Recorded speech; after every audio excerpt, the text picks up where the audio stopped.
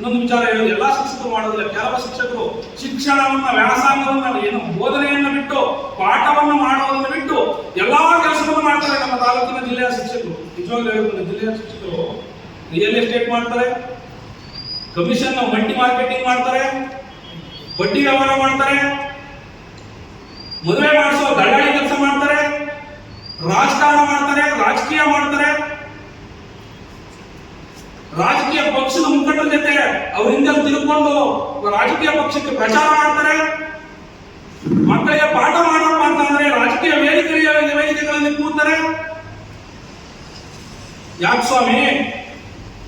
ಮಾನ್ಯ ಉಸ್ತುವಾರಿ ಸಚಿವರೇ ಹಾಗೂ ನಮ್ಮ ಜಿಲ್ಲೆಯ ಎಲ್ಲಾ ಶಾಸಕರು ಹೇಳ್ತಾ ಇದ್ದೀನಿ ನಾನು, ವೇದಿಕೆಗಳಲ್ಲಿ ಶಿಕ್ಷಕರನ್ನ ಕೂರಿಸ್ಕೊತಿರಲ್ಲ, ನಿಮಗೆ ನಾಚಿಕೆ ಮಾನ ಮರ್ಯಾದೆ ಇಲ್ವಾ? ಹೋಗಿ ಪಾಠ ಮಾಡಿ ಅಂತ ಹೇಳಿದ್ದಾಗೋದಿಲ್ವಾ?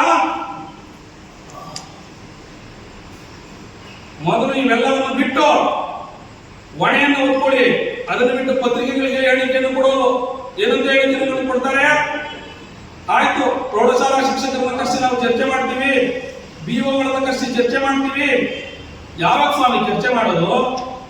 ಬಡವರ ಮಕ್ಕಳ ಬಾಯಿಗೆ ಮಣ್ಣನ್ನು ಹಾಕ್ಬಿಟ್ಟು, ಬಡವರ ಮಕ್ಕಳ ಬಾಯಿಗೆ ಮಣ್ಣನ್ನು ಹಾಕ್ಬಿಟ್ಟು, ಜೀವ ಮತ್ತು ಜೀವನದ ಜೊತೆ ಚೆಲ್ಲಾಟವನ್ನು ಆಡ್ಬಿಟ್ಟು ಇವಾಗ ನೀವು ಚರ್ಚೆ ಮಾಡ್ತೀರಾ?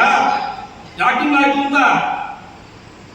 ಯಾಕೆ ನವೆಂಬರ್ ತಿಂಗಳಲ್ಲಿ ಡಿಡಿಪಿ ಅವರು ಜಿಲ್ಲೆಯಿಂದ ನಿರ್ಗಮಿಸ್ತಾರೆ. ಹೊಸ ಡಿಡಿಪಿ ಏನೋರ್ನ ಶಿಕ್ಷಣ ಏನು ಪರೀಕ್ಷೆಗಳು ಹತ್ರ ಬರ್ತಾ ಇದೆ, 3-4 ತಿಂಗಳಿದೆ.